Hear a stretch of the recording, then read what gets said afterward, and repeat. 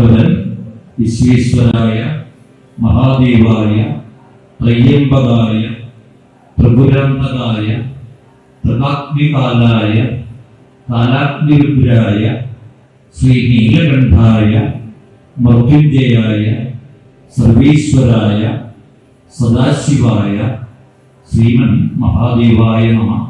നേരെ 12 ഭാവങ്ങളാണ് ശങ്കരാചാര്യ സ്വാമികൾ രുദ്രമൊക്കെ ജപിച്ചു കഴിഞ്ഞ് അവസാനം ഗുരുവായൂർ ജപിച്ചു ശങ്കര എന്നൊരു തോന്നല്. എന്താണ് ഈ ശങ്കരനും ശിവനും ഞാനും ഒന്നല്ലേ എന്നാ ചോദിച്ചത്. അപ്പോൾ അതിന്റെ അവസാനത്തെ ശ്ലോകത്തിന്റെ അവസാനത്തെ ജപിക്കുള്ളൂ. ഓം നമോ ഭഗവതേ രുദ്രായ വിഷ്ണവേ മൃത്യുർമേ പാഹി. ദുരിതം മാറ്റാൻ വിഷ്ണുവും ശിവനും കൂടെ ഒന്നിച്ചു വരണം. അപ്പോൾ അതാണ് നരസിംഹാവതാരത്തിന്റെ പ്രത്യേകത. എന്താ നരസിംഹാവതാരം? ശിവനും ഗുരുവായൂരപ്പനും ഒന്നിച്ചു വരുന്ന രൂപമാണ് നരസിംഹാവതാരം. നാളെ ഒരാളിനെ കൂടെ കൂട്ടിപ്പിടിക്കുമ്പോൾ കൃഷ്ണനാവും. ആരാണ്? ബ്രഹ്മാവും ശിവനും വിഷ്ണുവും കൂടെ വന്നാൽ ആരായി? ഉണ്ണികൃഷ്ണൻ. എന്താ കാര്യം? ബ്രഹ്മാവിന്റെ നാള് രോഹിണിയാണ്. ആ നാളിലാണ് ഭഗവാൻ വരുന്നത്. അപ്പൊ ബ്രഹ്മചൈതന്യമാണ്. പിന്നെ അഷ്ടമി ശിവന്റെ പക്കമാണ് അല്ലേ? അപ്പൊ അതുകൊണ്ട് ശിവൻ വന്നു. പിന്നെ വിഷ്ണു തന്നെയല്ലേ വരുന്നത്. അപ്പൊ ബ്രഹ്മാ വിഷ്ണു മഹേശ്വരന്മാരെ ഒന്നിച്ചു വഹിക്കുന്ന ഒന്ന് കിട്ടും. ആരെ ഭരിച്ചാൽ?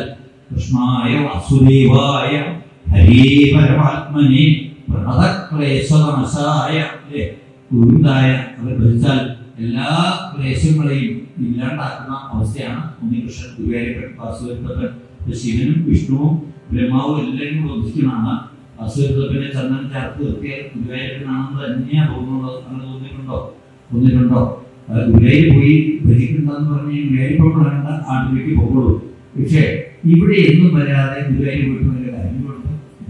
അമ്മയ്ക്ക് വല്ലതും കൊടുക്കാതെ അമ്മായിക്ക് മാത്രം കൊടുത്തത് വല്ല കാര്യം കൊടുത്തോ? ഇല്ല. അതൊക്കെ നമ്മുടെ വിഷയമല്ലോ. അപ്പൊ എന്തായാലും ഈ മുട്ടത്ത് വയ്ക്കണ ഭഗവാനെ മറന്നിട്ട് മറ്റന്യ സ്ഥലത്ത് പോയാൽ അതിൽ ഭാഗം ഒരു വരി പറയുന്നുണ്ട്. മലയാളം ചോദിക്കരുത്. നാരിമാർ ഭർത്താവിനെ വെടിഞ്ഞ് അന്യനാം പുരുഷം ചേരുന്ന പുഞ്ചരി എന്തോ അതാണ് ഈ കൃഷ്ണനെ മറന്നിട്ട് മറ്റുള്ളത് പോയാൽ മലയാളം ആലോചിച്ചത്.